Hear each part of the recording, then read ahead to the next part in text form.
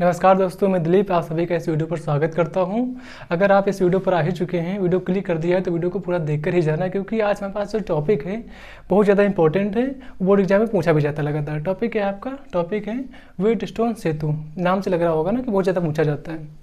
और देखते हैं कि व्हीटस्टोन सेतु क्या होता है। देखो, ये जो नाम है व्हीटस्टोन, ये जो व्हीटस्टोन थे इनका पूरा नाम था क्या? एक वैज्ञानिक थे, उनका पूरा नाम था चार्ल्स व्हीटस्टोन नाम था उनका, ठीक है।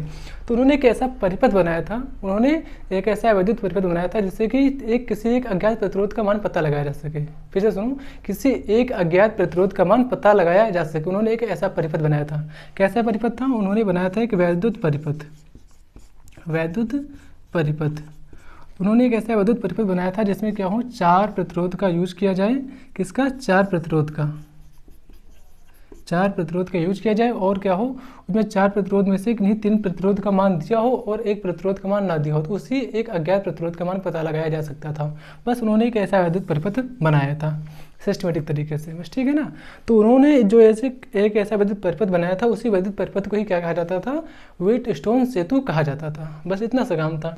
व्हीटस्टोन सेतु एक वैद्युत परिपथ है। क्या है? एक क्या है? वैद्युत परिपथ ही है और कुछ बड़ा नहीं है, जिसमें 4 प्रतिरोध होते हैं। कितने प्रतिरोध होते हैं? सिर्फ और सिर्फ 4 प्रतिरोध होते हैं।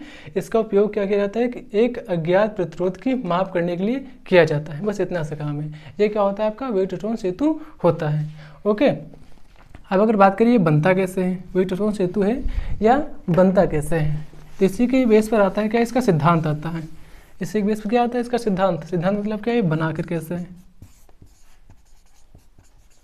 ध्यान से देखना, उन्होंने कितने प्रतिरोध लिए थे? 4 प्रतिरोध लिए थे ना। कितने? 4 प्रतिरोध लिए। तो 4 प्रतिरोध हम लोग मानते हैं क्या कि फिलहाल तो ये मान लेते हैं P, Q, R, S, ये सारे क्या है? प्रतिरोध हैं। ये सारे के सारे क्या है? प्रतिरोध हैं। अब इन 4 प्रतिरोध को उन्होंने कैसे सेट किया था? उन्होंने एक ऐसे सेट किया था, कैसे? एक समांतर चतुर्भुज के रूप में। कैसे? समांतर चतुर्भुज के रूप में सेट किया था। जैसे क्या? ये तो ऐसे बना दें हम। तुमको एक चतुर्भुज दिख रहा है? अभी नहीं दिख रहा? चलो ठीक मानते हैं, एक चतुर्भुज है। कैसा? समांतर चतुर्भुज है। और सब में क्या लगा दिया था उन्होंने?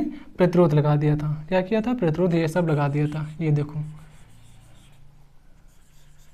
उसमें सब क्या कर दिया था? सब में प्रतिरोध लगा दिया। चारों प्रतिरोध को बढ़िया P, Q, R, S अच्छे से सेट कर दिया था। ये सिर्फ और सिर्फ प्रतिरोध की बात है। अब ये परिपथ तो तैयार नहीं हुआ। परिपथ कब तैयार होगा? जब इसमें हम क्या लगाते हैं? बैटरी लगाएंगे। इसमें लगा देंगे, बैटरी लगा देंगे एक, तो क्या हो जाएगा? विद्युत पूरा हो जाएगा। ये प्लस हो जाएगा, ये माइनस हो जाएगा, तो ये यहाँ पर क्या आ जाएगी? ई, यानी कि विद्युत परिपथ। क्या आ जाएगी? विद्युत परिपथ ई बोलो या फिर क्या बोल सकते हैं? वी बोल सकते हैं, यानी कि विभवांतर, ठीक है ना। अब ये देखो, पूरा का पूरा विद्युत परिपथ तैयार हो चुका है। इसमें चाहे तुम क्या लगा सकते हैं? यहाँ पर एक कुंजी लगा दो। क्या? एक कुंजी लगा दो, K1। और देखो, उसके बाद उन्होंने क्या किया था? उसके बाद उन्होंने एक, इनका अगर नाम दे, समांतर चतुर्भुज हो ना, समांतर चतुर्भुज हो, इसका नाम देते हैं क्या? इसका नाम ABCD, ये नाम दे दिया। और A और C जो क्या है कि AC को हमने एक बैटरी से जोड़ रखा है, और क्या है कि इस BD के बीच हमने क्या लगा दिया है? एक धारामापी गैल्वेनोमीटर लगा दिया था। क्या किया उन्होंने? धारामापी गैल्वेनोमीटर लगा दिया। और इसमें क्या लगा दी? कुंजी भी लगा दी थी। एक कुंजी यहाँ पर लगी हुई थी K1, और एक कुंजी यहाँ लगा दी क्या? K2। अब ये पूरा का पूरा इनका बनकर तैयार हो जाता है। अब यहाँ पर बैटरी लगी हुई है, तो सिंपल सी बात है, यहाँ पर क्या जाएगी? धारा जाएगी। अब यहाँ से भी क्या हो जाएगी? यहाँ तक धारा जाएगी। लेकिन ध्यान दो, आप ये धारा यहाँ से अगर जा रही है, धारा यहाँ से जा रही है ना, तब जब धारा यहाँ पर जाएगी तो यहाँ पर देखो, यहाँ पर एक तार इधर जा रहा है, एक तार इधर जा रहा है, यानी कि धारा क्या होगी? 2 भागों में बढ़ जाएगी। यहाँ पे जाएगी कौन सी धारा? I1 धारा जाएगी, और यहाँ से कौन धारा जाएगी? I2 धारा जाएगी। ध्यान देना, यहाँ से धारा जा रही थी, उसके बाद क्या हुई? यहाँ पे 2 तार मिल गए। जब 2 तार मिल गए तो यहाँ पर क्या हो जाएगा? एक धारा इधर चली जाएगी, कुछ धारा इधर चली जाएगी। धारा क्या होगी? बढ़ चुकी है I1 और I2 में। तो यहाँ से देखो कौन सी धारा गई? I1। तो यहाँ धारा कौन सी है? अभी तक I1 है। कौन सी? I1 है। देखो यहाँ से धारा I2 जा रही है, तो यहाँ तक कौन सी धारा है? अभी तक I2 है। उसके बाद धारा क्या हो जाएगी? फिर से एकत्र हो जाएगी, इकट्ठा हो जाएगी। फिर यहाँ पे कौन सी धारा आ जाएगी? I हो जाएगी। पहले जो धारा कौन सी I जा रही थी, उधर I निकल चुकी है, ठीक है ना। ये क्या हुआ आपका? ये पूरा का पूरा बन जाता है एक सरल कौन सा? वैद्युत परिपथ बन जाता है। कौन सा? जिसमें 4 प्रतिरोध यूज किए गए हैं, ठीक है। अब उन्होंने कहा था सिद्धांत, उन्होंने कहा था क्या, ये देखो हमने पूरा का पूरा सिद्धांत के अंदर इसको हमने पूरा बना दिया। सबसे पहले क्या लिया है कि ABCD का एक ऐसा चतुर्भुज लिया जिसमें PQRS प्रतिरोध लगा देते हैं, सेट कर देते हैं। फिर क्या करते हैं, इसमें A और C को क्या करते हैं, एक बैटरी से जोड़ देते हैं, जोड़ दिया, और B और D के बीच में क्या लगा देते हैं, गैल्वेनोमीटर धारामापी यंत्र लगा देते हैं। ये हुई एक सिद्धांत, यानी कि इसकी रचना करने की बात। अब उन्होंने बताया क्या था, देखो उन्होंने ये बताया था कि अगर बाय द वे अब इस सारा यानी सेटअप तैयार करने के बाद इसमें हम बैटरी लगाएं, उसमें धारा प्रवाहित करें, धारा प्रवाहित जब करें देखो इसमें सब करंट जारी सब में, लेकिन क्या हो एन टाइम पर किसमें, इस गैल्वेनोमीटर G में। गैल्वेनोमीटर G मतलब क्या होता है, देखो ये होता है आपका धारामापी, ये क्या होता है, धारामापी होता है, ये होता है आपका धारामापी, जिसमें क्या पता लगाते हैं, धारा का पता लगाते हैं कि धारा कितनी जा रही है कितनी नहीं जा रही है। ठीक है, अब इसमें जब धारा लगातार जारी होती तो एक टाइम ऐसा होता है, एक ऐसी सिचुएशन होती है, एक ऐसी कंडीशन होती है, एक ऐसी स्थिति होती है जिसमें क्या हो, इस धारामापी गैल्वेनोमीटर में कितनी धाराएं, 0 धारा प्राप्त हो। कितनी, 0 धारा प्राप्त, मतलब कोई भी धारा प्राप्त ना हो, कोई भी धारा प्राप्त ना हो।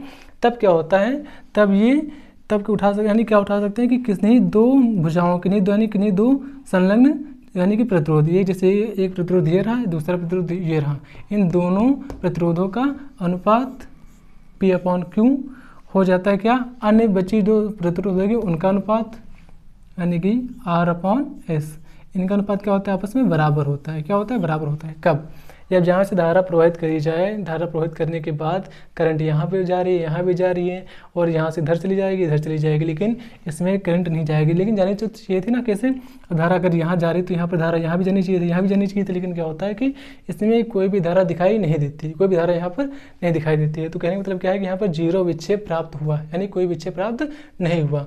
तब उन्होंने क्या कहा था, इसको उन्होंने नाम दिया था क्या, वेटस्टोन यानी कि संतुलन की अवस्था, नाम दिया था संतुलन की अवस्था। तुम्हारा ये शब्द इंपॉर्टेंट है तो ध्यान देना, क्या चीज़,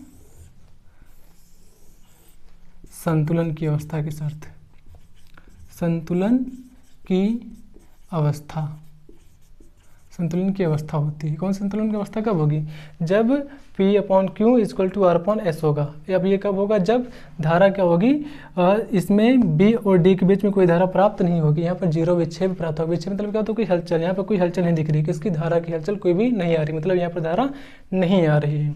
तब उन्होंने क्या कहा था क्या कि किन्हीं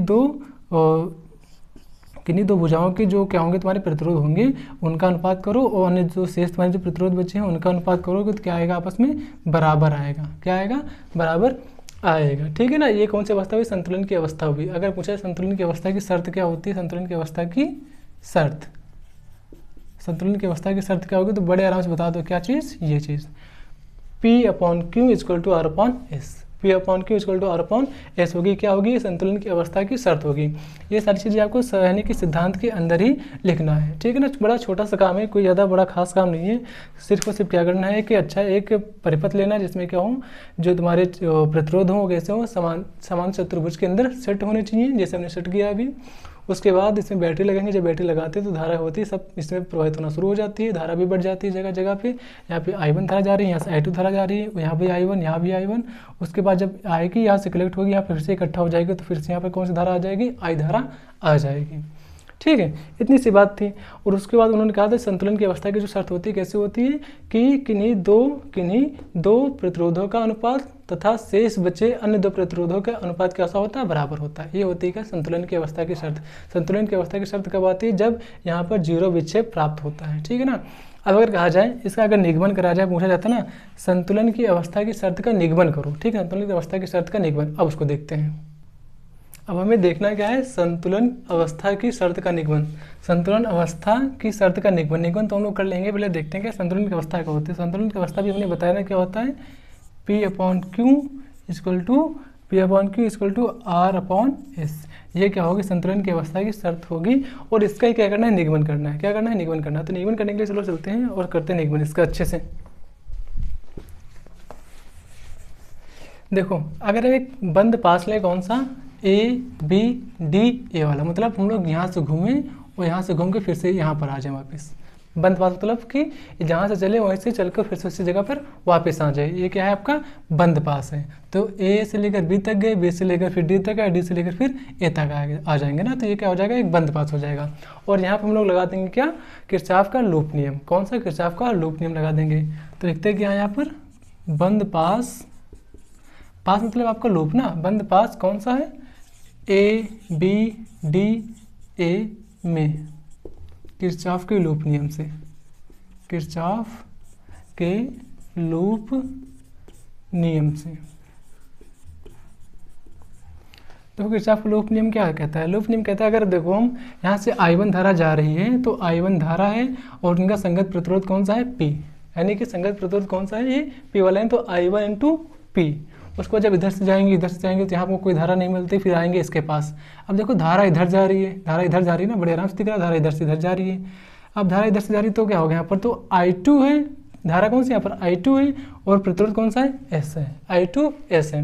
तो जब हम लोग क्या करेंगे, इसमें धारा जब जा रही है, इधर जा रही है, इधर जा रही है, तो हो जाएगा तुम्हारा क्या, I1 क्या हो जाएगा, I1 और कौन है, P है, I1 और P है, I1 और P हो जाएगा। उसके बाद जब धारा इधर जाएगी, इधर जाएगी, इधर जाएगी, इधर जाएगी, जब इधर आएगी धारा, तो देखो यहाँ पे हम लोग इधर से अगर आएंगे इसके पास, तो यहाँ धारा कौन सी मिलती है, I2 धारा मिलती है और क्या मिलता है, S मिलता है प्रतिरोध। तो इसका संगत प्रतिरोध S वाला है, तो इनका अगर गुणनफल करेंगे तो धारा के अगर विपरीत दिशा में करते हैं तो क्या आता है आपका, माइनस आता है। क्या आता है आपका, माइनस आता है। तो I2 S हो जाएगा इक्वल टू 0 हो जाएगा, यानी कि धारा जहाँ से हम चले वहीं से वापस फिर से वापस आ गए, तो कितना हो गया, 0 हो गया। तो क्या करें हम, इस I2S को बराबर को उस पार भेज देते हैं, तो I1P is equal to I2S हो जाएगा, ठीक है ना। ये मान लेते हैं समीकरण 1 बन चुकी है। अब क्या करते हैं, अब एक अपने एक बंद पास के लिए चीज़ हो गई। अब यहाँ पे दूसरा बंद पास कौन सा दिख रहा है हमको, ये दिख रहा है BCDB, यहाँ से दिख रहा है ना, एक बंद पास ये दिख रहा है हमको, ये देखो ऐसा वाला एक बंद पास है हमको दिख रहा है बड़े आराम से ना। तो देखते हैं क्या है कि बंद पास इस बार लेंगे कौन सा, बंद पास BCDB में किरचॉफ के लूप नियम से, किरचॉफ के लूप नियम से।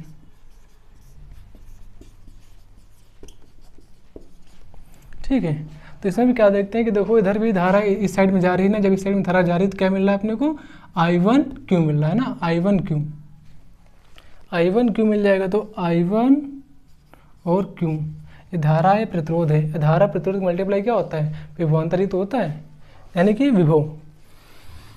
तो I1Q हो गया। उसके बाद अगर जब इधर आएंगे, देखो यहाँ पर आएंगे तो धारा कुछ ऐसे जा रही थी, इस दिशा में जा रही थी, हम लोग इधर घूम के आ रहे हैं ना, ऐसे करके आ रहे हैं, धारा इधर जा रही है, हम लोग ऐसे घूम के आ रहे हैं, मतलब क्या हो जाएगा, यहाँ पर अपोजिट हो जाएगा। तो क्या हो जाएगा, I2 धारा है और प्रतिरोध कौन सा है, R है, तो माइनस में क्या हो जाएगा, माइनस में I2R हो जाएगा। जब ये हो जाएगा बराबर में क्या हो जाएगा, 0 हो जाएगा, तो ये I2R बराबर को उस पार जाएगा फिर, तो I1Q is equal to I2R हो गया ना। ये मान लेते समीकरण 2 मान लेते हैं। इतना अगर मान लिया तो हम लोग क्या लिखेंगे बड़े आराम से, क्या, समीकरण 1 व 2 से, समीकरण 1 व 2 से, या फिर क्या कह सकते हैं, समीकरण 1 को 2 से भाग देने पर, 1 को 2 से भाग देने पर,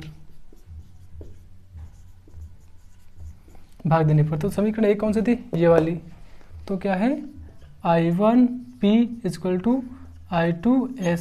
समीकरण 2 कौन सी है, ये वाली, तो क्या हो जाएगा, यहाँ पर I1 है ना, तो I1Q इसको अपॉन लिखना है ना, हम लोग भाग दे रहे हैं तो भाग दो आराम से फिर। तो क्या है यहाँ पर I1Q बराबर यहाँ पर लगा हुआ ऑलरेडी, तो I2R अपॉन में I2R हो जाएगा, क्योंकि भाग दे रहे हैं, I2R हो गया। तो यहाँ से I1 बड़े आराम से कट गया, I2 बड़े आराम से कट गया, तो यहाँ पर कितना बचा फिर आपका, यहाँ पर बचेगा P upon Q equal to S upon R बचा। ये देखो आपका सूत्र का निबंध हो जाता है बड़े आराम से, ठीक है ना। ये क्या बन चुका, संतुलन की अवस्था की शर्त ये वाली बन चुकी है, उसका सूत्र का निगमन हो चुका है। वो बड़ा छोटा सा है और आपका इंपॉर्टेंट भी, इसको अच्छे से याद कर लेना, करना कुछ नहीं है। एक बंद पास लेना है, कौन सा है, पहले वाला A वाला, दूसरा कौन सा BCDB वाला लेना है, दोनों लेने हैं, बाकी एक एक करके कर लेना है और लगा देना क्या, किरचॉफ का लूप नियम। अगर किरचॉफ का लूप नियम नहीं आता है तो पिछली क्लास में किरचॉफ के लूप नियम पर बनाई थी, उसको देख लेना, आपको आसानी से आ जाएगा, ठीक है। और वीडियो अच्छी लगे तो इसको लाइक ज़रूर कर दीजिएगा। इसके साथ ही आप सभी का धन्यवाद।